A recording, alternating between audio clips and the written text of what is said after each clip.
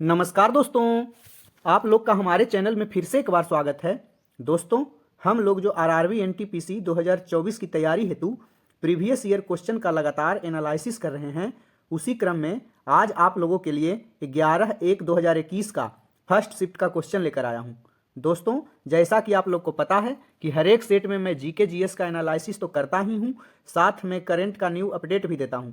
इसलिए बेहतर तैयारी हेतु आप हमारे चैनल पर बने रहें तथा चैनल को लाइक एवं सब्सक्राइब कर दें। दोस्तों, आप लोग को ये पता भी है कि कोई भी एग्जाम के लिए उसका प्रीवियस ईयर क्वेश्चन रामबाण साबित होता है। इसलिए डिटेल जहां जैसे पढ़ रहे हैं पढ़ते रहें और उसके साथ ही साथ प्रीवियस ईयर क्वेश्चन पर भी नज़र बनाए रखें, ताकि तैयारी बेहतर ढंग से हो और एग्जाम एक बार में निकल जाए। तो दोस्तों, देखते हैं इस सेट का पहला क्वेश्चन। इस सेट का पहला क्वेश्चन है, इनमें से किसे भारतीय सिनेमा के जनक के रूप में जाना जाता है, यानी कि पिता के रूप में जाना जाता है। तो दादा साहब फाल्के जी को भारतीय सिनेमा का जनक के रूप में जाना जाता है। क्यों? क्योंकि दादा साहब फाल्के ने ही भारत की पहली फिल्म राजा हरिश्चंद्र का निर्माण किया था, जो भारत की एक मूक फिल्म थी। दोस्तों, मूक मतलब जिसमें आवाज़ नहीं थी, तो भारत की पहली मूक फिल्म थी। और दादा साहब फाल्के के सम्मान में ही भारतीय सिनेमा का सबसे प्रतिष्ठित अवार्ड दादा साहब फाल्के अवार्ड दिया जाता है। और दादा साहब फाल्के पुरस्कार का शुभारंभ या प्रारंभ 1969 में हुआ था, तब से दिया जाता है। और यह सम्मान पहली बार अभिनेत्री देविका रानी जी को प्रदान किया गया था, जो कि बराबर एग्जाम में पूछता है। करेंट की अगर बात करें तो करेंट की बात करें सन 2023 में 23 का दादा साहब फाल्के पुरस्कार अभिनेत्री वहीदा रहमान जी को मिला था, जबकि वर्ष 2024 का दादा साहब फाल्के अवार्ड जो हीरो हैं मिथुन चक्रवर्ती, उनको मिला है। ध्यान रखिएगा जितना बोलता हूं, क्योंकि लिखने में वीडियो लंबी हो जाती है दोस्तों, इसलिए मैं चाहता हूं कम समय में ज़्यादा बताऊं, और इसलिए हर एक बातों को मेरा सुनते रहें। पुराने दोस्तों को पता है कि मैं लिखता कम हूं, ज़्यादा बताता हूं। तो दोस्तों, और अगर ऑप्शन की बात करें तो सत्यजीत रे, जो कि भारतीय फिल्मों के एक महान निर्देशक के तौर पे जाने जाते हैं, इन्हें 1992 में भारत रत्न के द्वारा सम्मानित किया गया। और इनका प्रसिद्ध फिल्मों में से एक पाथेर पंचाली भी है, जो एग्जाम में पूछता है। हर एक सेट में मैं फर्स्ट में और लास्ट में एक क्वेश्चन का आंसर कमेंट करने के लिए कहता हूं। तो आज का आंसर आप लोग कमेंट में जवाब दीजिएगा कि भारत की पहली बोलती फिल्म कौन थी। जैसे मूक फिल्म राजा हरिश्चंद्र थी, तो बोलती फिल्म कौन थी जिसमें आवाज था। नेक्स्ट क्वेश्चन देखते हैं। गीतात्मक कविता माई मदर एट 66। गीतात्मक कविता मतलब ऐसी कविता जिसे गीत के रूप में गा सकते हैं। तो माई मदर एट 66 कमला दास के द्वारा लिखा गया है। दोस्तों, कमला दास के बारे में एसएससी एग्जाम में बराबर पूछता है कि ऐसी कौन से लेखिका हैं जो मलयालम भाषा में माधवी कुट्टी के नाम से लिखती थी। तो कमला दास ही थी। दोस्तों, इनकी आत्मकथा का नाम माई स्टोरी है, याद रखिएगा। बाकी रविंद्रनाथ टैगोर के बारे में जानते ही हैं कि इन्हें वर्ष 1913 में साहित्य का नोबेल पुरस्कार मिला है। और किस पुस्तक के लिए मिला है? तो गीतांजलि, पुस्तक का नाम है गीतांजलि, तो इसको भी याद रखिएगा। नेक्स्ट क्वेश्चन देखते हैं। कंप्यूटर के संदर्भ में किसी स्टोरेज डिवाइस से डेटा प्राप्त करने या परिधीय इकाई से डेटा प्राप्त करने के लिए लिया गया समय डैश के रूप में जाना जाता है। तो दोस्तों, इसे एक्सेस टाइम बोलते हैं। जैसे मोबाइल में या कंप्यूटर में किसी फाइल पे हम लोग क्लिक करते हैं तो लिखता है कभी कभी प्लीज वेट। तो एक्सेस करने में जो टाइम लिया गया, यानी डेटा हमको जो मिलने में, प्रदर्शित करने में या मोबाइल के द्वारा दिखाने में जो टाइम लिया गया या कंप्यूटर के द्वारा, उसे ही एक्सेस टाइम बोलते हैं। उतना देर में दोस्तों वो प्रदर्शित करने में टाइम लिया जाता है। अच्छा, टाइम शेयरिंग क्या है? तो ऑपरेटिंग सिस्टम जितने भी हैं वो मल्टीपल प्रोग्रामिंग कॉन्सेप्ट पर काम करता है, जहां एक ही समय में बहुत सारे काम शेयर करके किए जाते हैं, उसे ही टाइम शेयरिंग कहते हैं। टाइम स्लाइसिंग क्या है? तो रेगुलर इंटरवल पर विभिन्न प्रकार के जो थ्रेड्स होते हैं उनके कोड में से थोड़ा सा कोड एक्सिक्यूट होता है। इस अप्रोच को टाइम स्लाइसिंग कहते हैं। दोस्तों, ये टेक्निकल वर्ड हैं, जो कंप्यूटर सीखे होंगे उनको पता चलेगा थोड़ा बहुत, इसलिए कंप्यूटर से क्वेश्चन हर एक सेट में 1-2 पूछे जाते हैं। कोशिश कीजिए, अगर नहीं आप कंप्यूटर का क्लास ले रहे हैं तो प्रीवियस ईयर के सारे जितने भी क्वेश्चन हैं कंप्यूटर से जुड़े सभी को देख के ही जाइएगा एक बार। नेक्स्ट क्वेश्चन देखते हैं। अंतरराज्य विवादों में समन्वय के लिए भारत के संविधान के निम्नलिखित में से किस अनुच्छेद के तहत एक अंतर्राज्य परिषद का गठन किया गया है? जो भी भारत के अंदरूनी मैटर में अंतर्राज्यीय विवाद होते हैं उनके लिए अनुच्छेद 263 एक अंतर्राज्य परिषद का गठन का प्रावधान करता है। इस संदर्भ में राष्ट्रपति को सार्वजनिक हित में ऐसी परिषद गठन करने की शक्ति दी गई है और राष्ट्रपति ही परिषद के कार्य, संगठन और प्रक्रिया के निर्धारण करते हैं। अनुच्छेद 19 के बारे में अगर बात करें तो इसमें स्वतंत्रता संबंधी अधिकार का प्रावधान है और अनुच्छेद 19 में 6 प्रकार की स्वतंत्रताओं का उल्लेख है दोस्तों। अनुच्छेद 356 की अगर बात करें तो अनुच्छेद 356 राज्यों में संवैधानिक तंत्र विफल हो जाने की दशा में राज्य में आपात उद्घोषणा यानी कि राष्ट्रपति शासन की घोषणा का प्रावधान करता है। अनुच्छेद 352 की अगर बात करें तो अनुच्छेद 352 यह व्यवस्था करता है कि यदि राष्ट्रपति को यह आभास हो कि भारत या भारत के किसी भी राज्य क्षेत्र को युद्ध या बाहरी आक्रमण या सशस्त्र विद्रोह से किसी भी प्रकार का खतरा हो तो वह राष्ट्रीय आपात की उद्घोषणा कर सकते हैं। तो यह 352 प्रावधान करता है। सबसे पहले राष्ट्रीय आपात की घोषणा दोस्तों 1962 में हुई थी चीनी आक्रमण के समय। एक होता है 360 अनुच्छेद। 360 अनुच्छेद में वित्तीय आपात के बारे में बताता है दोस्तों, जो कि भारत में अभी एक बार भी लागू नहीं हुआ है। नेक्स्ट क्वेश्चन देखते हैं। सांची स्तूप डैश शहर के पास स्थित है। तो सांची स्तूप जो है भोपाल शहर के पास स्थित है। यह मध्य प्रदेश में है दोस्तों, मध्य प्रदेश के रायसेन जिले में। सांची के स्तूप का निर्माण मौर्य सम्राट अशोक ने 3री शताब्दी ईसा पूर्व में कराए थे। याद रखिएगा, 3री शताब्दी ईसा पूर्व। सांची का स्तूप बुद्ध के महापरिनिर्वाण का प्रतीक है और वर्ष 1989 में यूनेस्को के द्वारा इसे विश्व विरासत स्थल का दर्जा भी दिया गया। अभी वर्तमान में जो भारत में 200 रुपये के नोट चलते हैं उसमें भी सांची के स्तूप का चित्रण है। नेक्स्ट क्वेश्चन देखते हैं। 1992 में ब्राजील में आयोजित हुई United Nations conference on environment and development को किस नाम से जाना जाता है? तो दोस्तों 1992 में जो सम्मेलन हुआ उसे पृथ्वी शिखर सम्मेलन कहते हैं। पहला पृथ्वी शिखर सम्मेलन पहला दोस्तों 1992 में हुआ। 5 साल के बाद फिर दूसरा पृथ्वी शिखर सम्मेलन हुआ 1997 में, दूसरा पृथ्वी शिखर सम्मेलन। अगर पूछे तीसरा पृथ्वी शिखर सम्मेलन कब हुआ, फिर 5 साल के बाद दोस्तों 2002 ईस्वी में। पहला पृथ्वी शिखर सम्मेलन के बाद 5 साल के बाद चूंकि 1997 में दूसरा पृथ्वी शिखर सम्मेलन हुआ, इसलिए इसे +5 सम्मेलन भी कहते हैं। और पहला पृथ्वी शिखर सम्मेलन के 10 साल के बाद तीसरा पृथ्वी शिखर सम्मेलन 2002 में हुआ, इसे +10 सम्मेलन भी कहते हैं, +10 सम्मेलन। तो इसको याद रखिएगा, +10 सम्मेलन। पहला पृथ्वी शिखर सम्मेलन की अगर बात करें तो पहला पृथ्वी शिखर सम्मेलन 1992 में ब्राजील के शहर रियो डी जेनेरियो में आयोजित किया गया था, इसलिए इसको रियो सम्मेलन के भी नाम से जानते हैं। इस शिखर स्तरीय बैठक में अन्य बातों के साथ साथ एजेंडा 21 को अंगीकार किया। एजेंडा 21 क्या है दोस्तों? तो कुछ विश्व के द्वारा पृथ्वी को सुरक्षित एवं पृथ्वी पर जनजीवन को अच्छा बनाने के लिए 21 लक्ष्य निर्धारित किए गए थे। तो इसी सम्मेलन में एजेंडा 21 को भी लाया गया।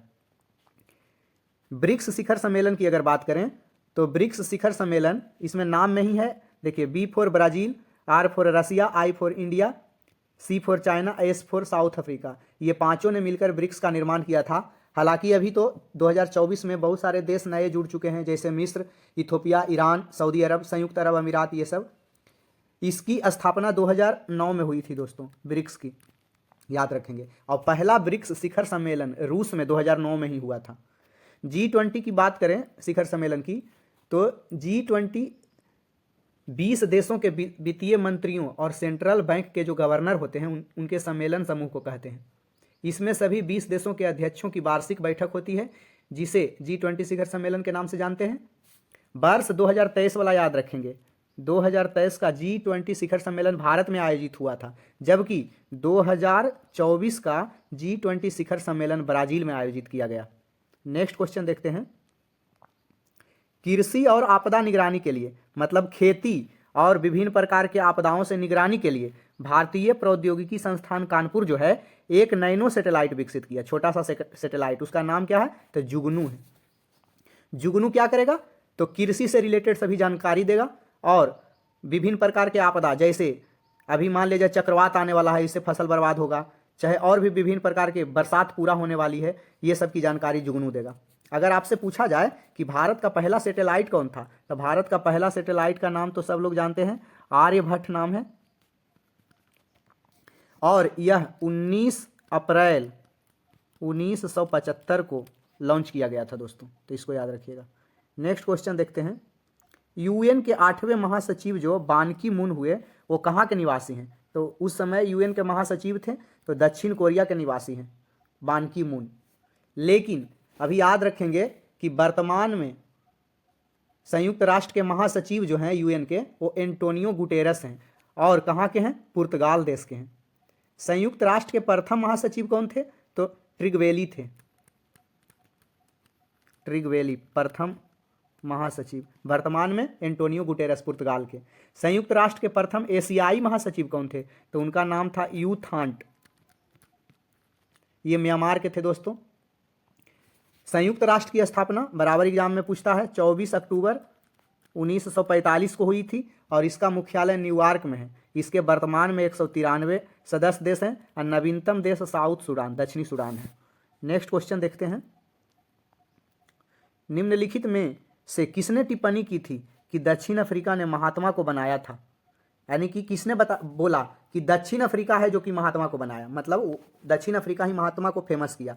तो चंद्रन देव सेनन ने ही कहा कि महात्मा को, गांधी को फेमस करने वाला कौन था? तो वही था। उन्होंने ऐसा इसलिए कहा था कि महात्मा गांधी विदेश में 2 दशक रहने के बाद जनवरी 1915 में भारत आए और अपना अधिकांश हिस्सा उन्होंने दक्षिण अफ्रीका में भी बिताया और दक्षिण अफ्रीका में ही महात्मा गांधी ने पहली बार सत्याग्रह का प्रयोग किया, इसीलिए लोग वहाँ उनको जानने लगे। भारत में महात्मा गांधी के द्वारा प्रथम सत्याग्रह 1917 में चंपारण विद्रोह के रूप में चालू किया गया। नेक्स्ट क्वेश्चन देखते हैं, बाकी तो आप जान ही रहे हैं। लाल, बाल और पाल तीनों उग्रवादी विचारधारा के क्रांतिकारी नेता थे। लाल में लाला लाजपत राय, पाल में बिपिन चंद्र पाल और बाल में बाल गंगाधर तिलक। जवाहरलाल नेहरू हमारे पहले प्रधानमंत्री थे। नेक्स्ट क्वेश्चन देखते हैं, भारत में किंग जॉर्ज पंचम और क्वीन मैरी के स्वागत के लिए 1911 में गेटवे ऑफ इंडिया को पारंपरिक डैश शैली में बनाया गया था। जब 1911 में ब्रिटेन के राजा किंग जॉर्ज पंचम और क्वीन मैरी भारत आए तो उनके स्वागत में 1911 में गेटवे ऑफ इंडिया बनाया गया। किस शैली में? तो इंडो सार्सेनिक शैली में। इंडो सार्सेनिक शैली की शुरुआत भारत में मूलतः अंग्रेजी वास्तुकारों के द्वारा 19वीं सदी में किया गया था। यह जो शैली है हिंदू, मुगल और भारतीय वास्तुकला से प्रेरित है, जिसमें ब्रिटेन के गोथिक कला और नियो क्लासिकल का मिश्रण होता है दोस्तों। भारत में और भी इमारत हैं जो इंडो सार्सेनिक शैली में बने हैं, जैसे मद्रास हाई कोर्ट, मुंबई का छत्रपति शिवाजी टर्मिनल, दिल्ली का सचिवालय, gateway of India, Taj hotel Mumbai का, ये सब दोस्तों, मैसूर पैलेस, ये सभी हैं। एक होता है गेटवे ऑफ इंडिया जो कि मुंबई में है, जो बनाया गया था। एक होता है इंडिया गेट दोस्तों, इंडिया गेट दिल्ली में है, इसलिए दोनों में कन्फ्यूजन रहता है। इंडिया गेट दिल्ली, जबकि गेटवे ऑफ इंडिया मुंबई में। इंडिया गेट किसके स्मृति में है? तो हमारे सैनिक जो युद्ध में शहीद हो गए थे उनके याद में बनाया गया है। नेक्स्ट क्वेश्चन देखते हैं, आधुनिक विद्युत जनरेटर डैश सिद्धांत पर काम करता है। तो यह विद्युत चुंबकीय प्रेरण के सिद्धांत पर काम करता है। जो एसी जनरेटर होते हैं, डायनेमो, एक ऐसी युक्ति है जो यांत्रिक ऊर्जा को विद्युत ऊर्जा में बदलता है। बराबर एग्जाम में पूछता है कि मोटर किसको किसको चेंज करता है, मोमबत्ती किस में परिवर्तन करता है, डायनेमो किस में परिवर्तित करता है। तो याद रखेंगे, विद्युत मोटर विद्युत ऊर्जा को यांत्रिक ऊर्जा में बदलता है, जबकि जनरेटर जो है यांत्रिक ऊर्जा को विद्युत ऊर्जा में बदलता है।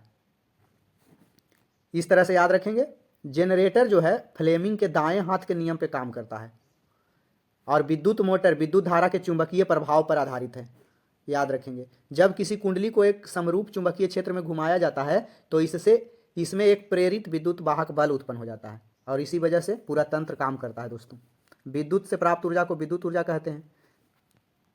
नेक्स्ट क्वेश्चन देखते हैं, गुजरात स्थित जूनागढ़ की गिरनार पहाड़ियां डैश आम की किस्मों के लिए प्रसिद्ध है। तो गुजरात में गिरनार पहाड़ियां हैं, गिर वन यही गिरनार पहाड़ी पे है दोस्तों, जो बराबर पूछा जाता है कि गिर नेशनल पार्क कहाँ है, तो यही गिरनार पहाड़ियों पे गुजरात में। तो गिरनार पहाड़ियाँ डैश आम के किस्म के लिए प्रसिद्ध है, तो केसर आम के किस्म के लिए प्रसिद्ध है। आम का बहुत सारा किस्म होता है दोस्तों, जैसे सुने होंगे मालदा आम, चाहे और भी अल्फांसो आम, दशहरी आम, सभी किस्म है, तोतापुरी आम। तो केसर आम गुजरात की जूनागढ़ स्थित गिरनार पहाड़ी पे पाया जाता है। अल्फांसो आम, इसको हापुस भी बोलते हैं, जिसको कि आमों का राजा बोलते हैं, इस प्रजाति को, अल्फांसो को। और केसर आम गुजरात के प्रमुख आम की फसल है। दशहरी भी आम की प्रजाति है, मालदा भी आम की प्रजाति है, फजलीवा एगो आम की प्रजाति है दोस्तों, फजली बोलते हैं उसको। नेक्स्ट क्वेश्चन देखते हैं, निम्नलिखित में कौन सी ई शॉपिंग वेबसाइट नहीं है, यानी कि कौन सा ऐसा वेबसाइट है जिससे हम शॉपिंग नहीं कर सकते हैं। तो दोस्तों www.twitter.com, क्यों, यह एक सोशल मीडिया साइट है दोस्तों ट्विटर। इस पे भले कोई चीज़ खरीदारी के लिए ऐड किया जाता है, प्रचार किया जाता है, लेकिन इससे हम कुछ खरीद नहीं सकते हैं। ये खास करके ट्वीट के लिए बनाया गया है, बाकी सभी चीज़ें खरीदारी करते हैं तीनों से दोस्तों। फ्लिपकार्ट क्या है, आप लोग जानते ही हैं, यह एक सोशल नेटवर्किंग साइट है। सॉरी दोस्तों, यह खरीदारी ई शॉपिंग वेबसाइट है। सोशल नेटवर्किंग साइट में फेसबुक आ गया दोस्तों, इंस्टाग्राम आ गया, ये सब सोशल नेटवर्किंग साइट के अंतर्गत आ जाता है, तो इसको याद रखेंगे। जबकि ई शॉपिंग वेबसाइट में जैसे मान लिया जाए फ्लिपकार्ट आ गया, और मिंत्रा आ गया, स्नैपडील आ गया, अमेजॉन आ गया, ये सब ई शॉपिंग वेबसाइट है। नेक्स्ट क्वेश्चन देखते हैं, ट्विटर की अगर बात करें तो ट्विटर के सीईओ अभी हाल फिलहाल में बनाया गया है लिंडा याकारिनो, इनको याद रखिएगा, याकारिनो। ट्विटर को अभी अधिग्रहण कर लिया गया है। नेक्स्ट क्वेश्चन देखते हैं, गन्ने के पौधे डैश को रासायनिक ऊर्जा में बदलने वाले प्रभावी परिवर्तकों में से एक है। तो गन्ने के पौधे किसको, तो सूर्य के प्रकाश को रासायनिक ऊर्जा में बदलने वाला प्रभावी परिवर्तक में से एक है। जितने भी पेड़ पौधे होते हैं दोस्तों, वो सूर्य के क्लोरोफिल के उपस्थिति में सूर्य प्रकाश में जो है प्रकाश संश्लेषण करते हैं, और उसके अंतर्गत प्रकाश संश्लेषण के अंतर्गत विभिन्न सारे उत्पाद का निर्माण करते हैं। उस प्रकाश संश्लेषण में दोस्तों 6CO2 12 H2O के संपर्क से, यानी 12 जल के कण से क्लोरोफिल या सनलाइट, सूर्य के प्रकाश में C6H12O6 के साथ 6 ऑक्सीजन के अणु और 6 जल का अणु बनाते हैं दोस्तों, ये सूर्य के प्रकाश में क्लोरोफिल की उपस्थिति में। बराबर एग्जाम में पूछा जाता है कि क्लोरोफिल में मैग्नीशियम आयन होते हैं, कहता है क्लोरोफिल में क्या पाया जाता है, कौन सा तत्व, तो मैग्नीशियम याद रखिएगा, एग्जाम में पूछता है। सबसे अधिक प्रकाश संश्लेषण लाल रंग में होता है, इसको याद रखिएगा। नेक्स्ट क्वेश्चन देखते हैं, अंतर्राष्ट्रीय परमाणु ऊर्जा एजेंसी की स्थापना किस वर्ष की गई थी। तो अंतर्राष्ट्रीय परमाणु ऊर्जा एजेंसी की स्थापना वर्ष 1957 में की गई थी। इसका मुख्यालय ऑस्ट्रिया के वियना शहर में है दोस्तों, ऑस्ट्रिया के वियना शहर में। यह संगठन परमाणु ऊर्जा के शांतिपूर्ण उपयोग को बढ़ावा देने और किसी भी सैन्य उद्देश्य के लिए परमाणु हथियारों के इस्तेमाल को रोकने का कार्य करता है। यह संगठन IAEA क्या करता है, तो परमाणु ऊर्जा जिसके पास है उसका शांतिपूर्ण उपयोग कीजिए ऐसा बताता है, और किसी भी सैन्य उद्देश्य के लिए, अगर आप किसी भी प्रकार का सेना के साथ लड़ाई कर रहे हैं तो परमाणु हथियार का उपयोग ना कीजिए, ये बारे में जागरूक करता है। ऐसा ही एक परमाणु अप्रसार संधि 1968 में भी आया था, 1968 में आया। इसका उद्देश्य था कि परमाणु अस्त्र संपन्न जो देश हैं वो अपना टेक्निक दूसरे देश को नहीं बताएंगे, नहीं तो सब लोग सीख जाएगा तो कोई किसी से हारेगा नहीं। नेक्स्ट क्वेश्चन देखते हैं, एक अलग अनुशासन के रूप में माइक्रो इकोनॉमिक्स के संस्थापक जनक के रूप में किसे जाना जाता है। तो John Maynard Keynes, micro economics संस्थापक के जनक के रूप में, अलग अनुशासन के रूप में, यानी कि स्मॉल जो है डिसिप्लिन के रूप में, तो जॉन मेनार्ड कीन्स को कहा जाता है। जबकि पूछा जाए आपसे कि माइक्रो इकोनॉमिक्स के जनक किन्हें कहा जाता है, तो अल्फ्रेड मार्शल। खाली पूछ दे कि माइक्रो इकोनॉमिक्स के जनक के रूप में किसे जाना जाता है, तो बताएंगे अल्फ्रेड मार्शल। जबकि माइक्रो इकोनॉमिक्स के संस्थापक जनक के रूप में किसे कहा जाता है, तो जॉन मेनार्ड कीन्स।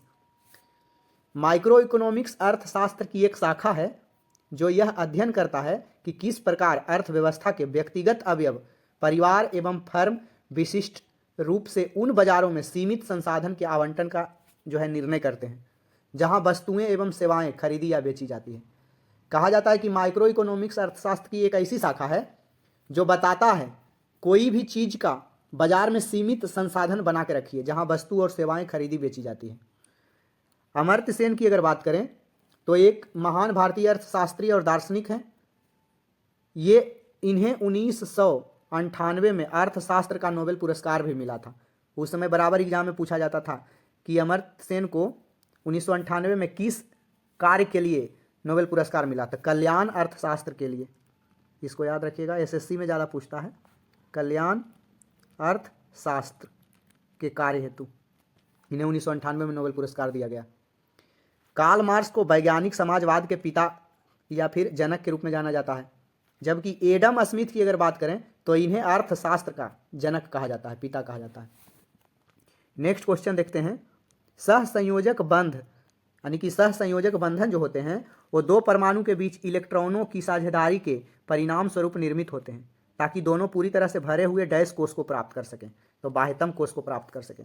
सहसंयोजक बंधन होता है वो दो परमाणु के बीच होता है। ऐसा काम हम लोगों के गांव में होता है, जैसे ए के पास एक बैल है और बी के पास एक बैल है, तो क्या करता है, ये ए अपना खेत जोतने जाता है तो बी का भी बैल ले लेता है और दोनों बैल मिलके ए अपना खेत जोत लेता है। फिर बी का काम आता है तो अपना एक बैल इसके पास है ही, ए वाला बैल लेके फिर बी अपना खेत जोत लेता है। तो इसी को सहसंयोजन बंधन टाइप के रूप में जानते हैं दोस्तों। सहसंयोजन बंधन में भी कुछ इसी प्रकार का होता है, जिसमें क्या होता है, दो परमाणु के बीच जो इलेक्ट्रॉन होते हैं ना, वो साझेदारी के परिणाम स्वरूप जो किसी भी सेल के बाह्यतम कक्षा को भर देते हैं।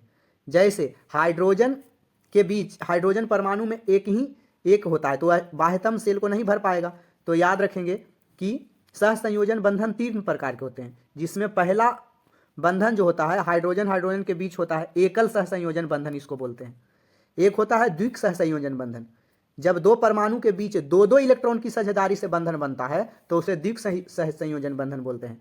एग्जाम्पल के लिए ऑक्सीजन के बीच द्विक सहसंयोजन बंधन होता है। और तीसरा सहसंयोजन बंधन होता है उसको त्रिसहसंयोजन बंधन बोलते हैं। जब दो परमाणु के बीच तीन तीन इलेक्ट्रॉन के साझेदारी से बंधन बनता है तो उसे त्रिसहसंयोजक बंधन कहते हैं। जैसे नाइट्रोजन के बीच त्रिसहसंयोजन बंधन होता है दोस्तों, तो इसमें याद रखेंगे। और एग्जाम में पूछता है जब एकल सहसंयोजन बंधन में केवल एक सिग्मा बंध होता है दोस्तों, एक सिग्मा, 16 नहीं समझिएगा इसको, एक सिग्मा। द्विबंध में एक सिग्मा और एक पाई बंध होता है, जबकि त्रिबंध में एक सिग्मा और दो पाई बंध होता है। इसको याद रखिएगा। नेक्स्ट क्वेश्चन देखते हैं। आंख की फोकस दूरी को समायोजित कर निकट और दूर की वस्तुओं पर ध्यान केंद्रित करने की क्षमता को आंख की या फिर क्या कहा जाता है। कहता है आंख की फोकस दूरी को समायोजित कर निकट और दूर की वस्तुओं पर ध्यान केंद्रित करने की क्षमता को आंख का समंजन कहते हैं। जैसे बहुत सारे बूढ़े बुजुर्ग को आप लोग देखते हैं कि जब उन्हें ठीक से दिखाई नहीं पड़ता है तो चश्मा निकाल के फिर ठीक करते हैं, मतलब वो अपना समायोजन ठीक करते हैं ताकि हमें स्पष्ट रूप से दिख सके। एग्जाम में बराबर पूछता है कि स्वस्थ आंख के लिए स्पष्ट दृष्टि की न्यूनतम दूरी कितना सेंटीमीटर होता है, तो 25 सेंटीमीटर। और स्वस्थ आंख अधिकतम कितना दूर तक देख सकता है, तो जितना दूर भी देखिए अनंत। तो इसको भी याद रखिएगा कि स्वस्थ आंख के लिए स्पष्ट दृष्टि की अधिकतम दूरी अनंत, जबकि न्यूनतम दूरी 25 सेंटीमीटर। आप पूरा बुक आंख के पास सटा दीजिए, देखिए आपको नहीं दिखेगा, कुछ थोड़ा सा दूर करना पड़ेगा स्पष्ट दर्शन के लिए। एक पीत बिंदु होता है, रेटिना का सबसे सुग्राही भाग होता है, इस पर बना प्रतिबिंब बहुत स्पष्ट होता है। किसी भी वस्तु का प्रतिबिंब रेटिना पर ही वास्तविक और उल्टा बनता है दोस्तों। रेटिना दो प्रकार की कोशिकाओं का बना होता है, एक क्षण जिसको रॉड बोलते हैं और शंकु जिसको कोन बोलते हैं। क्षण जो है रॉड प्रकाश के तीव्रता को प्रभावित करता है तथा शंकु यानी कि कोन जो होता है वो प्रकाश के रंग दृष्टि को प्रभावित करता है, तो इसको याद रखेंगे। नेक्स्ट क्वेश्चन देखते हैं। प्रथम गोलमेज सम्मेलन कब शुरू हुआ था, तो पहला गोलमेज सम्मेलन दोस्तों 1930 में हुआ था और दूसरा गोलमेज सम्मेलन 1931 में हुआ था और तीसरा गोलमेज सम्मेलन 1932 में हुआ था। तो पहला गोलमेज सम्मेलन में जो 1930 में हुआ था, यह सम्मेलन 12 नवंबर 1930 से 19 जनवरी 1931 तक चला था। इसमें कांग्रेस भाग नहीं लिया था। ब्रिटिश प्रधानमंत्री मैकडोनाल्ड ने इस सम्मेलन का सभापतित्व किए थे। दूसरा गोलमेज सम्मेलन 1931 में हुआ था। इसमें कांग्रेस के प्रतिनिधि के रूप में गांधी जी भाग लिए थे। जबकि तीसरा गोलमेज सम्मेलन 1932 में हुआ था। इसमें भी कांग्रेस ने भाग नहीं लिया था। नेक्स्ट क्वेश्चन देखते हैं। भारत में डैश में परमाणु ऊर्जा की गतिविधियों को निगरानी के लिए परमाणु ऊर्जा आयोग की स्थापना की गई। तो परमाणु ऊर्जा आयोग की स्थापना अगस्त 1948 में किया गया। दोस्तों, परमाणु ऊर्जा आयोग की स्थापना तो अगस्त 1948 में किया गया। परमाणु ऊर्जा आयोग का जो प्रभार होता है दोस्तों, वो प्रधानमंत्री के पास होता है। पीएम इसके मेन इंचार्ज होते हैं। जबकि याद रखेंगे, परमाणु ऊर्जा आयोग की स्थापना तो 1948 में हुई, जबकि परमाणु ऊर्जा विभाग की स्थापना पूछे तो 1954 में हुई थी। इसको याद रखेंगे। आयोग 48, विभाग 1954। और परमाणु ऊर्जा विभाग का मुख्यालय मुंबई में है। विभाग का मुख्यालय मुंबई में है। आयोग 1948 में बना था। भारत का नाभिकीय ऊर्जा एक कार्यक्रम है, वो चक्रीय स्वदेशी कार्यक्रम है। जैसे परमाणु ऊर्जा उसी तरह से नाभिकीय ऊर्जा है। भारत का नाभिकीय कार्यक्रम जो होता है 3R पे, इसका कॉन्सेप्ट है दोस्तों 3R, 3R पे आधारित है। पहला R मतलब रेड्यूस होता है, दूसरा R का मतलब रीयूज होता है दोस्तों, रीयूज, और तीसरा R मतलब रिसाइकल। 3R पे भारत का नाभिकीय कार्यक्रम अवस्थित है। रिड्यूस मतलब कम करना, रीयूज मतलब पुनः चक्रण, फिर से उपयोग करना, और रिसाइकल मतलब पुनः चक्रण। नेक्स्ट क्वेश्चन देखते हैं। लखनऊ कढ़ाई की किस पारंपरिक कला के लिए प्रसिद्ध है? जैसे बहुत सारा कढ़ाई बुनाई का काम होता है दोस्तों, तो लखनऊ में किस प्रकार के कढ़ाई का कला प्रसिद्ध है? तो चिकनकारी कढ़ाई लखनऊ में किया जाता है। ये पारंपरिक कढ़ाई शैली लखनऊ के सबसे प्राचीन और मुगल के द्वारा शुरू किया गया बेहतरीन कला है। इसी तरह से एक फुलकारी होता है, यह भी एक तरह की कढ़ाई कला है जो पंजाब में फेमस है। पेंच वर्क की बात करें तो पेंच वर्क राजस्थान में है, जबकि कंथा या कांथा बोलते हैं ये बंगाल में है दोस्तों। तो चारों का याद रखिएगा। नेक्स्ट क्वेश्चन देखते हैं। भारत रत्न पुरस्कार के प्रथम प्राप्तकर्ता और स्वतंत्र पार्टी जो कि 1959 में बना था, उसके संस्थापक कौन थे? तो चक्रवर्ती राजगोपालचारी जी थे। देखिए दोस्तों, बोलते हैं वो सुनते चलिए, क्योंकि लिखने से ज़्यादा वीडियो लंबा होता है। फिर भी तो मैं लिख देता हूँ बहुत सारा चीज़ों को। याद रखेंगे कि चक्रवर्ती राजगोपालचारी भारत रत्न के प्रथम प्राप्तकर्ता थे। भारत रत्न की शुरुआत कब की गई थी? तो 1954 में की गई थी। 1954 में जब शुरुआत की गई थी तो उस समय चक्रवर्ती राजगोपालचारी, सर्वपल्ली राधाकृष्णन और सीवी रमन जी को दिया गया था पुरस्कार। और यह पुरस्कार की शुरुआत किसके द्वारा की गई थी? तो डॉक्टर राजेंद्र प्रसाद ने शुरू किया था। 1955 में मरणोपरांत भी यह पुरस्कार दिया जाएगा, ऐसा प्रावधान जोड़ा गया। 2019 का याद रखिएगा। 2019 में प्रणब मुखर्जी, भूपेन हजारिका और नानाजी देशमुख को यह पुरस्कार दिया गया। जबकि 2024 में याद रखिएगा 5 लोगों को यह पुरस्कार दिया गया दोस्तों।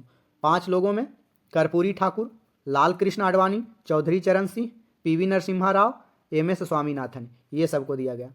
भारत रत्न के साथ पद्म पुरस्कार का जितना सीरीज है, जैसे पद्म विभूषण, पद्म भूषण, पद्म श्री, ये सब पुरस्कार की स्थापना भी 1954 में की गई थी। तो इसको भी याद रखिएगा।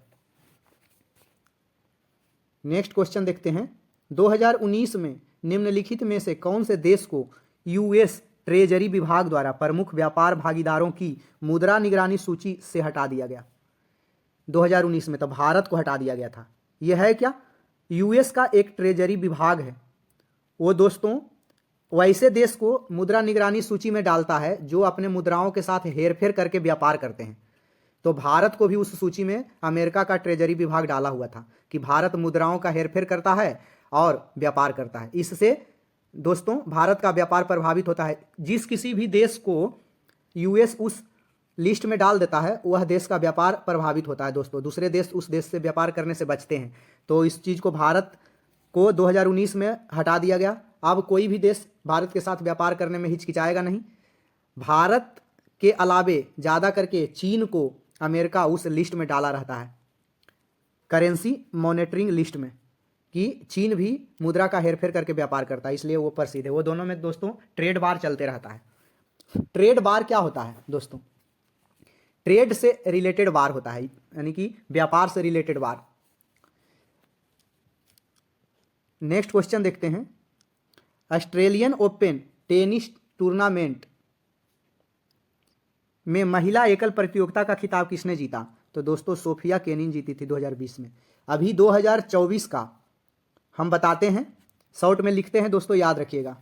2024 ऑस्ट्रेलियन ओपन में पुरुष एकल विजेता, पुरुष वाला में याद रखिएगा जैनिक सीनर, शॉर्ट में बोल देते हैं, और महिला में आर्याना सबलेंका रूस की। फ्रेंच ओपन में याद रखिएगा कार्लोस अल्कराज और ईगा स्विएटेक, महिला में पोलैंड की है, कार्लोस अल्कराज स्पेन के हैं। विंबलडन ओपन 2024 में, Wimbledon Open Carlos Alcaraz Spain के, और बारा बोरा क्रेजिकोवा चेक गणराज्य की, बारा बोरा क्रेजिकोवा बी। और लास्ट में यूएस ओपन होता है दोस्तों, इसको जैनिक सीनर ही जीते हैं, इटली के हैं, और आर्याना सबलेंका जो कि बेलारूस की है।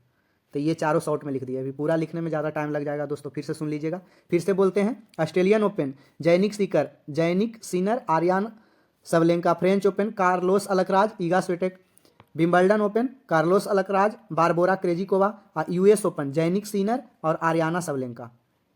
नेक्स्ट देखते हैं, दुनिया के बाकी देशों के साथ किसी एक देश के लेन देन को संक्षेप में बताने वाले खाते समूह को डैश कहते हैं। दोस्तों अगर किसी के पास दुकान है तो उसका एक लेन देन का खाता होता है कि फलना व्यक्ति के पास इतना बकाया राशि है। उसी तरह से सभी देशों के पास लेन देन का संक्षेप में बताने वाला खाता समूह को भुगतान शेष कहते हैं। किसी भी निश्चित तिथि को एक देश के द्वारा अन्य देश को चुकाई जाने वाली सकल राशि जो होती है, या फिर अन्य देश से प्राप्त होने वाली जो राशि है, उसके अंतर को उस देश का भुगतान शेष कहते हैं, बैलेंस ऑफ पेमेंट। इसी तरह से एक balance of budget, balance budget क्या है? तो एक केंद्रीय बैलेंस बजट तब कहलाता है जब वर्तमान प्राप्ति, जैसे 5 रुपया की प्राप्ति हुआ और मौजूदा खर्चों के बराबर है, 5 रुपया खर्चा हुआ प्लस 5 रुपया आया मेरे पास और प्लस 5 रुपया खर्च हुआ, तो इसी को बजट शेष या बैलेंस ऑफ बजट बोलते हैं। जब केंद्रीय बजट बैलेंस बजट तब कहलाता है जब वर्तमान प्राप्ति और मौजूद खर्च बराबर हो, तो बैलेंस बजट कहते हैं। बजट जो है किस देश का शब्द है दोस्तों? तो फ्रेंच भाषा का शब्द है। इसका मतलब होता है चमड़े का थैला। बजट जो है फ्रांसीसी शब्द है, फ्रांस देश का शब्द है, इसका मतलब होता है चमड़े का थैला। भारतीय संविधान में बजट शब्द का कहीं पे कोई जिक्र नहीं है, लेकिन भारत के संविधान में अनुच्छेद 112 में यह वार्षिक वित्तीय विवरण के रूप में वर्णित है। नेक्स्ट क्वेश्चन देखते हैं। बंगाल के नवाब सिराजुद्दौला पलासी की लड़ाई में किस वर्ष हारे थे? तो यह 1757 में। पलासी का युद्ध 23 जून 1757 को हुआ था। उसमें बंगाल के नवाब सिराजुद्दौला की सेना थी और रॉबर्ट क्लाइव के नेतृत्व में ईस्ट इंडिया कंपनी की सेना थी। ये दोनों के बीच हुआ था दोस्तों। पलासी के युद्ध के बाद अंग्रेज ने मीर जाफर को बंगाल का नवाब बनाया जब सिराजुद्दौला हार गए। युद्ध के बाद जब नवाब बना मीर जाफर, तो वही ईस्ट इंडिया कंपनी को 24 परगना ये जो क्षेत्र है उसका जमींदारी प्रदान किया। नेक्स्ट क्वेश्चन देखते हैं। इसी में बहुत सारा पूछता है दोस्तों। 1764 में क्या हुआ था? तो बक्सर का युद्ध हुआ था। 1757 में पलासी की लड़ाई हुई थी। तो ये सब पूछता है एग्जाम में। 2018 में केंद्र सरकार ने भारत के विशेष आर्थिक क्षेत्र, जिसको कि सेज बोलते हैं, इस नीति का अध्ययन करने के लिए प्रतिष्ठित व्यक्तियों का एक समूह का गठन किया। और उस समूह की अध्यक्षता किसके द्वारा किया गया? तो बाबा कल्याणी के द्वारा किया गया। विशेष आर्थिक क्षेत्र में क्या होता है दोस्तों? देश के अंदर एक ऐसा क्षेत्र होता है जो सामान्यतः शुल्क मुक्त होता है, खास करके व्यापार के दृष्टिकोण से, जिसमें मुख्यतः निवेश को प्रोत्साहित किया जाता है और रोजगार को, नए नए रोजगार का सृजन के लिए अलग अलग व्यावसायिक और वाणिज्यिक कानून बनाए जाते हैं। इसी के लिए विशेष आर्थिक क्षेत्र बनाए जाते हैं और उसका अध्यक्षता 2018 में बाबा कल्याणी को किया गया। भारत में पहला बार विशेष आर्थिक क्षेत्र नीति की घोषणा सन 2000 ईस्वी में किया गया था। तो इसको याद रखिएगा। रतन टाटा भारत के रत्न के रूप में थे दोस्तों। इनका निधन हो चुका है और नेक्स्ट क्वेश्चन देखते हैं, 2018 के एशियाई खेलों के उद्घाटन समारोह के दौरान भारत के लिए ध्वजवाहक कौन था? 2018 में जो एशियाई खेल हुए थे उसमें भारत के ध्वजवाहक नीरज चोपड़ा को बनाया गया था। उसके बाद 2018 के बाद अभी वर्तमान में याद किया जाए तो एशियाई खेल 2022 में हुआ। कहाँ हुआ दोस्तों? तो चीन में आयोजित हुआ, जिसमें हरमनप्रीत और लवलीना बोरगोहेन ये भारत के ध्वजवाहक बने। चीन में जो आयोजित एशियाई खेल 2022 हुआ, 2022 जो कि 2023 में आयोजन हुआ, 22 नाम था दोस्तों लेकिन आयोजन 2023 में हुआ, इसको भी याद रखिएगा, हो सकता है पूछ ले। तो जो 2022 का एशियाई खेल हुआ उसमें भारत ने टोटल 107 पदक जीता, जिसमें 28 जो है दोस्तों गोल्ड और 38 जो है सिल्वर मेडल जीता और 41 जो है दोस्तों ब्रॉन्ज मेडल जीता था, इसको याद रखिएगा। और इसी के साथ भारत पदक तालिका में चौथा पोजीशन पर था। अगला एशियाई खेल 2026 में होगा दोस्तों, 22 के बाद, ये नागोया जापान में होगा, तो इसको याद रखिएगा। अच्छा, भारत ने एशियन पैरा गेम्स 2022 में 29 स्वर्ण, एशियन पैरा गेम जो हुआ था पैरालंपिक गेम, उसमें 29 स्वर्ण, 31 रजत और 51 कांस्य पदक के साथ टोटल 111 पदक जीता था, इसको भी याद रखिएगा। और एशियन पैरा गेम में शटलर जो है पारुल परमार उद्घाटन समारोह में भारतीय ध्वजवाहक थी।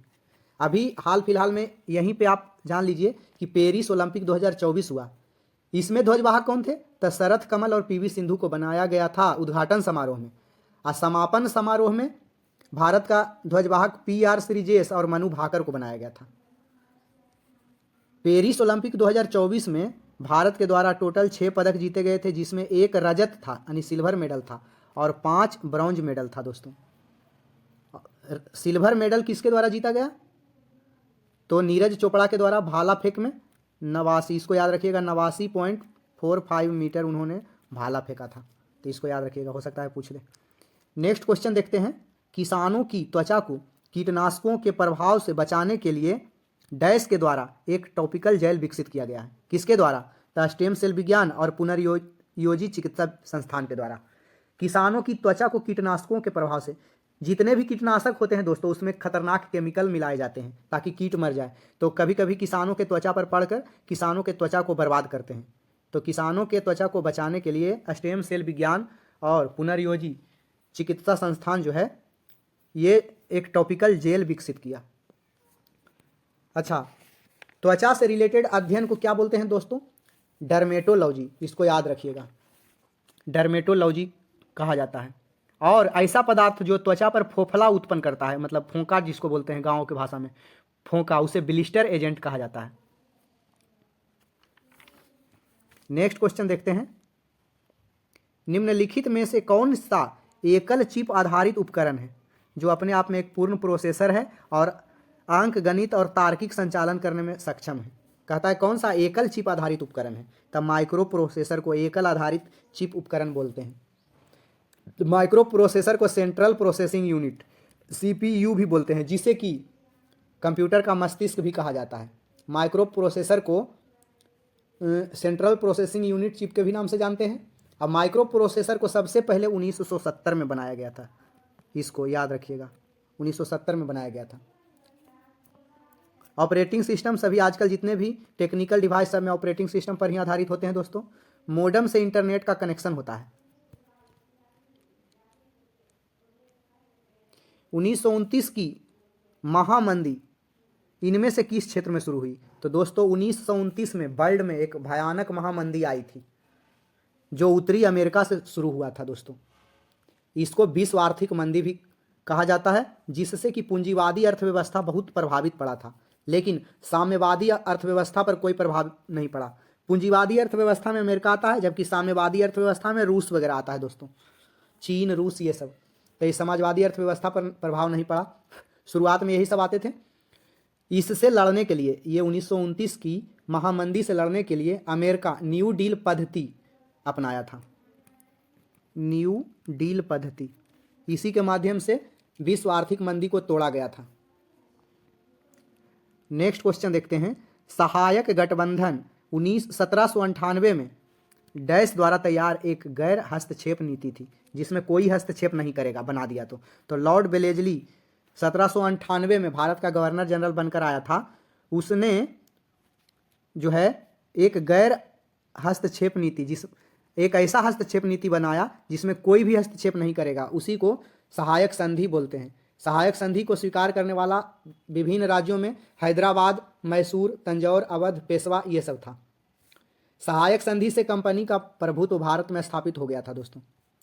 और बाजीराव द्वितीय ने भी सहायक संधि 1802 ईस्वी में स्वीकार किया। बसाई या फिर बसीन बोलते हैं कि संधि के द्वारा, सहायक संधि के द्वारा मराठा का स्वाधीनता समाप्त पेशवा ने कर दिया। अच्छा, लॉर्ड इरविन जो है गांधी इरविन समझौता 1931 में हुआ था इन्हीं के द्वारा। नेक्स्ट क्वेश्चन देखते हैं। डैश ने 23 अगस्त 2018 को बॉन्ड आई नाम से दुनिया का पहला ब्लॉक चेन बॉन्ड का शुभारंभ किया। किसने? तब विश्व बैंक ने बॉन्ड आई के नाम से दुनिया का पहला ब्लॉक चेन बॉन्ड का जो है शुभारंभ किया। ब्लॉक चेन प्रौद्योगिकी की रूपरेखा सबसे पहले 1991 में स्टुअर्ट हैवर और एक डब्ल्यू स्कॉट, दो को शोधकर्ता थे, उनके द्वारा तैयार किया गया था। क्यों? क्योंकि वे दोनों एक ऐसा प्रणाली लागू करना चाहते थे जिसमें दस्तावेज के साथ टाइम स्टैम्प के साथ छेड़छाड़ ना किया जा सके। जैसे ऑफलाइन में किसी प्रकार का छेड़छाड़ करते हैं, लेकिन बहुत सारे चीज़ में जब एक बार एंट्री हो जाता है तो कुछ छेड़छाड़ नहीं किया जा सकता है। तो ब्लॉक चेन में एक बार किसी भी डाटा को दर्ज करने पर इसे ना तो वहाँ से हटाया जा सकता है और ना ही इसमें संशोधन किया जा सकता है। इसीलिए 2018 में बॉन्ड आई नाम से दुनिया का पहला ब्लॉक चेन बॉन्ड विश्व बैंक बनाया। भारतीय स्टेट बैंक भारत का सबसे बड़ा व्यावसायिक बैंक के अंतर्गत आता है और भारतीय रिजर्व बैंक आरबीआई की स्थापना 1 अप्रैल 1935 को हुई थी, हिल्टन यंग आयोग के या कमीशन के आधार पे। तो याद रखेंगे, इसका राष्ट्रीयकरण 1949 ईस्वी में किया गया। नेक्स्ट क्वेश्चन देखते हैं। भारतीय रिजर्व बैंक को बैंकों का बैंक भी कहा जाता है। भारत में निम्नलिखित में से किस पहाड़ी को ब्लू माउंटेन के रूप में जाना जाता है? ब्लू का हिंदी होता है नीला दोस्तों, इसलिए इसका नाम से ही ट्रिक से मार देगा आंसर आदमी। नीलगिरी की पहाड़ियाँ, ब्लू मतलब नीला। तो भारत में किसको ब्लू माउंटेन कहा जाता है? तो नीलगिरी की पहाड़ियाँ। नीलगिरी की पहाड़ी पूर्वी घाट और पश्चिमी घाट का मिलान बिंदु है। नीलगिरी भारत के पश्चिमी घाट की एक पर्वतमाला है और यह भारत के राज्य तमिलनाडु का एक पर्यटक स्थल भी है। नीलगिरी पहाड़ी का कुछ हिस्सा तमिलनाडु में है, थोड़ा कर्नाटक में है और केरल में भी है, जबकि गारो, खासी और जयंतिया की पहाड़ी कहाँ है दोस्तों? मेघालय में है, पढ़े होंगे। नेक्स्ट क्वेश्चन देखते हैं। वर्ष डैश में राष्ट्रीयकरण के बाद इंपीरियल बैंक ऑफ इंडिया का नाम बदलकर भारतीय स्टेट बैंक कर दिया गया। तो वर्ष 1955 में एक बैंक था इंपीरियल बैंक ऑफ इंडिया, उसका नाम बदल के 1955 में भारतीय स्टेट बैंक कर दिया गया, जो कि अभी वर्तमान में भारत के सबसे बड़े व्यावसायिक बैंकों में से एक आता है। अच्छा दोस्तों, इंपीरियल बैंक ऑफ इंडिया कैसे बना था? तो 1921 में bank of Madras, bank of Bombay और बैंक ऑफ बंगाल तीनों को विलय करके इंपीरियल बैंक ऑफ इंडिया का निर्माण किया गया था और इसी का नाम 1955 में बदलकर भारतीय स्टेट बैंक किया गया। अगर आपसे कोई पूछे कि भारत का पहला बैंक कौन था, तो बैंक ऑफ हिंदुस्तान था, जिसका स्थापना 1770 में हुआ था दोस्तों। एक याद रखिएगा, नरसिम्हा समिति के सिफारिश के साथ क्षेत्रीय ग्रामीण जो बैंक हैं उनका गठन 1975 में हुआ था। नरसिम्हा समिति के आधार पर क्षेत्रीय बैंकों, ग्रामीण बैंकों का गठन 1975 में किया गया। नेक्स्ट क्वेश्चन देखते हैं। वर्ष डैश में छत्तीसगढ़, उत्तराखंड और झारखंड राज्यों का गठन हुआ था 2000 में। झारखंड अभी हाल फिलहाल में बना दोस्तों। 15 नवंबर 2000 ईस्वी को बिहार से झारखंड अलग हो गया। बहुत सारे राज्यों का पूछा जाता है कि किससे किससे जो है अलग हुआ। गुजरात और महाराष्ट्र 1960 याद रखेंगे।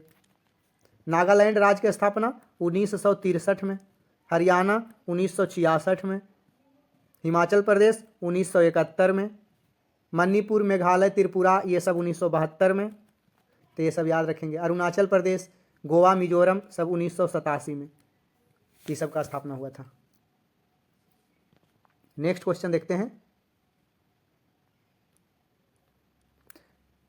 राजकोषीय उत्तरदायित्व और बजट प्रबंधन अधिनियम डैश में पेश किया गया था। तो दोस्तों ये क्वेश्चन सभी कैंडिडेट के लिए रद्द किया गया था, क्योंकि यहाँ लिखा हुआ है, देखिए इंग्लिश में नोट करके, for this question discrepancy is found in question oblique answer, so this question is ignored for all candidates. इसमें कुछ विसंगति पाई गई इस प्रश्न में, इसलिए यह क्वेश्चन सभी कैंडिडेट के लिए इग्नोर किया जाता है, ऐसा लिख दिया है नोट में। क्यों? क्योंकि राजकोषीय, देखिए इसको गलती क्या है, राजकोषीय उत्तरदायित्व और बजट प्रबंधन अधिनियम सर्वप्रथम 2003 में आया था दोस्तों, जिसमें कुछ पॉइंट थे इसमें, जैसे मान लिया इसमें 10 पॉइंट थे, लेकिन 2 पॉइंट को सुधार करके फिर 2004 में इसको पेश किया गया। लेकिन ये क्वेश्चन कह रहा है कब पेश किया गया, तो 2003 में भी तो पेश किया गया। 10 पॉइंट दिया गया था 2003 में, तो 8 पॉइंट सही थे, 2 पॉइंट मान लिया गलत है, तो 8 पॉइंट तो 2003 में पेश किया गया, फिर से सुधार करके 10 पॉइंट 2004 में पेश किया गया। तो इसको 2003 में भी पेश किया जाना बोल सकते हैं, 2004 में भी पेश किया जाना बोल सकते हैं, इसलिए दोनों में पेश किया गया था, इसलिए आंसर 2 होने के कारण इसको रद्द कर दिया गया। क्वेश्चन पर बने रहे दोस्तों, जो गड़बड़ रहेगा इस तरह से बताया जाएगा। नेक्स्ट क्वेश्चन देखते हैं, इसको 2, 3, उसका आंसर याद रखिएगा, 2, 3 दोनों में पेश किया गया था। ऑप्शन में अगर एग्जाम में 2 या 3 बोल रहे हैं, सॉरी दोस्तों, 3 और 2003 और 2004, अगर एग्जाम में ये ऑप्शन आ जाए कि 2004, 2008, 2005, 2010, तो 4 वाला आंसर होगा।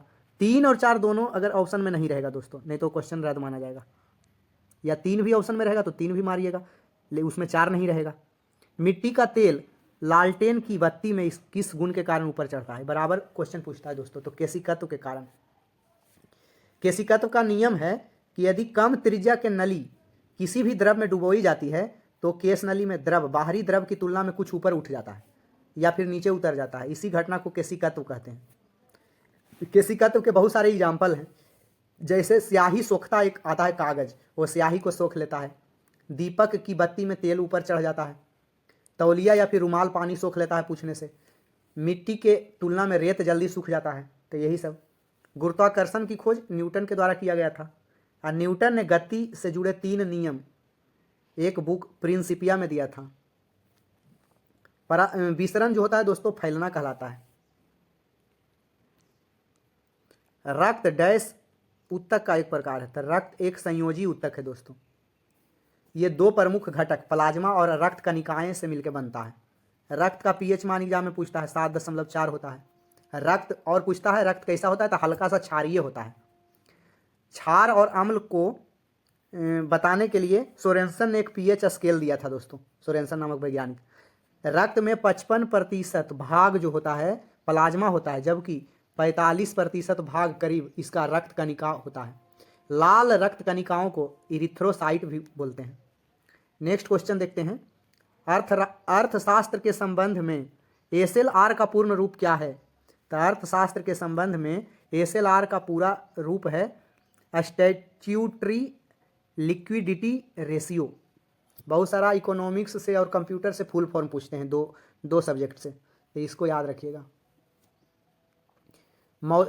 ये जो एसएलआर होता है दोस्तों, मौद्रिक नीति के द्वारा, जो मॉनेटरी पॉलिसी होता है उसी के नीति के द्वारा आरबीआई रेपो दर, repo rate, reverse repo rate, bank दर, ये एसएलआर जो अभी हम लोग पढ़े, एसएलआर, सीआरआर आदि का निर्धारण करते हैं। तो एसएलआर का फुल फॉर्म तो जान लिए। सीआरआर का जो निर्धारण करता है तो आरबीआई मॉनेटरी पॉलिसी जारी करता है, तो सीआरआर में क्या होता है इसका फुल फॉर्म, तो कैश रिजर्व रेशियो।